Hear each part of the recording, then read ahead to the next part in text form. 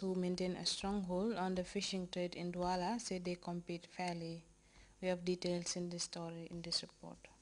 With tourism said to be the second largest contributor to the country's gross domestic product, it is fitting that all hands be on deck for the advance.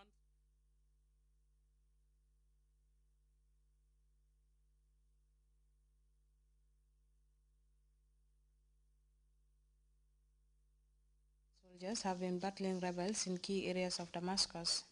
Hundreds of civilians are fleeing the city as the Syrian army continues its offensive against the Free Syrian Army fighters. Rebel fighters say they have captured border crossing points along the Iraq and Turkey frontiers.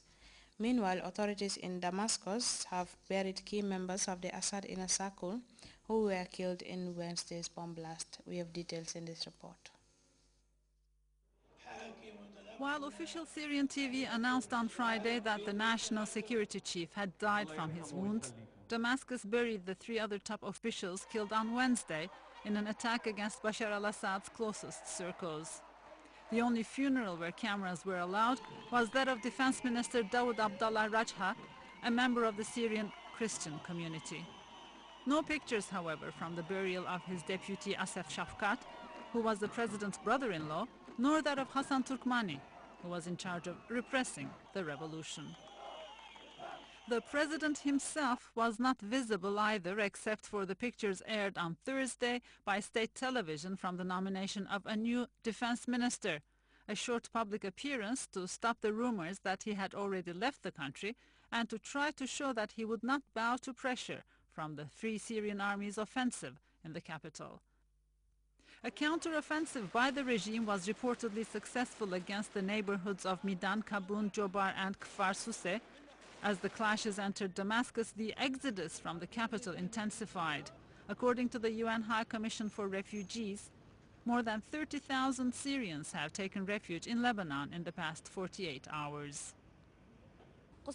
We keep hearing gunfire and the helicopters are flying very low. All you see on the Syrian satellite channel and on Adunia TV are lies. Elsewhere in the country, the insurgents appear to be moving forward. The Free Syrian Army has seized control of numerous towns in the region of Aleppo, like here in Azaz, where they are proudly displaying the damage they caused to the regular army. I swear to God, we will crush your head just like we're crushing your tanks. They also took control of the border posts with Iraq and Turkey, a further sign of the weakening of Assad's grip on power. The Cameroonian fish vendors in the city of Douala are pushing to break the monopoly held by Nigerian fishermen in their markets. The home traders have been complaining for 2 months of what they refer to as unfair market tactics by their Nigerian counterparts.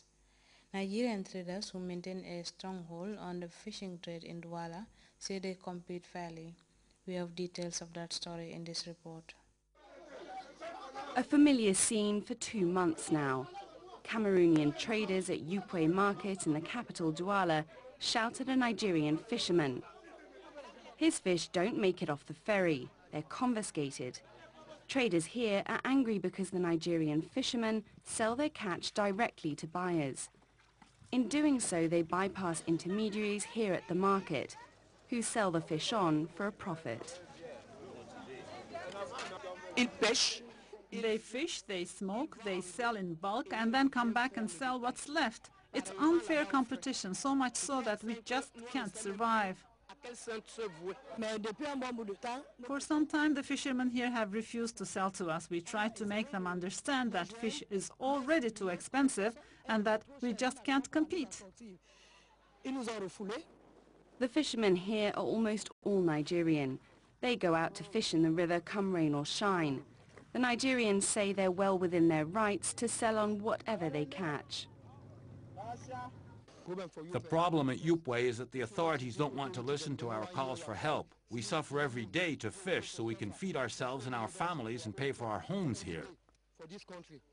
Talks have started up again. The president of Yupwe Fish Market leads the discussion, and with some success. A group of fishermen have already agreed to stop selling their goods directly to buyers. The price of fish is coming down. We were at more than 4,000 francs a kilo of fish, which was already too much for the average Cameroonian to pay. Some fishermen are still refusing to sell their catch via intermediaries. It could be some time before calm is restored to Yupwe market. A lone gunman is the main suspect in the latest shooting incident in the United States. At least 12 people are reported dead, with many others injured. And a bomb has ripped off a car carrying a moderate Muslim cleric in Russia's volatile Tatarstan region. The blast injured the cleric, who is said to oppose radical Muslims in the region. We have more on those stories and others in this report. Theater in a suburb of Denver, Colorado, when a gunman opened fire on spectators while they were watching the new Batman film. 10 people were declared dead on sight. Police say they have identified the gunman as a 24-year-old local resident. The president of the Russian Republic of Tatarstan visited with Ildos Faizov, the Muslim cleric injured in a bomb attack Thursday. Another senior Muslim official was shot dead in a separate attack. Faizov was hospitalized after a bomb exploded in a car he was driving in Kazan. Officials say the two were targeted because they oppose radical Islam in Tatarstan. Israel has released the president of the Palestinian Legislative Council, Aziz Dweik. The Israelis detained the member of Hamas in January but filed no charges. Dr. Dweik was released at Beit Sira near the West Bank town of Ramallah. Israel justified his arrest by saying he was suspected of involvement in the activities of a terrorist group. A Chinese court in Beijing Friday rejected a lawsuit by dissident Ai Weiwei over a $2 million fine for tax evasion. The ruling is the latest in the artist's setbacks, challenging the tax penalty levied on his company last year. Weiwei is a stern critic of the communists. His artwork skyrocketed in price when he was arrested. We now take our second break. Stay tuned.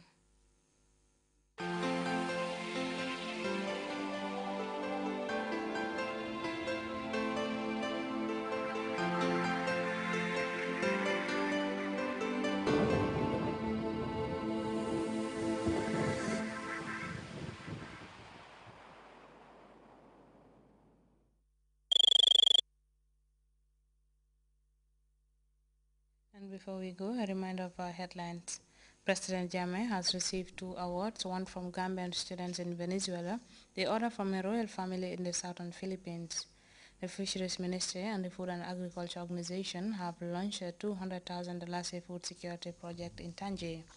Heavy fighting between government troops and fighters of the Free Syrian Army has uprooted hundreds of Damascus residents.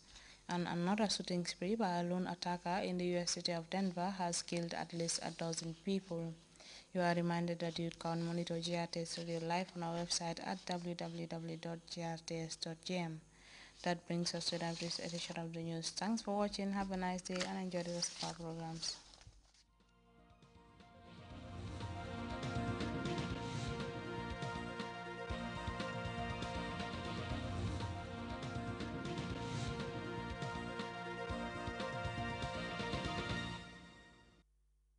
Still, these rabbits go on alert for even a neighbor fox.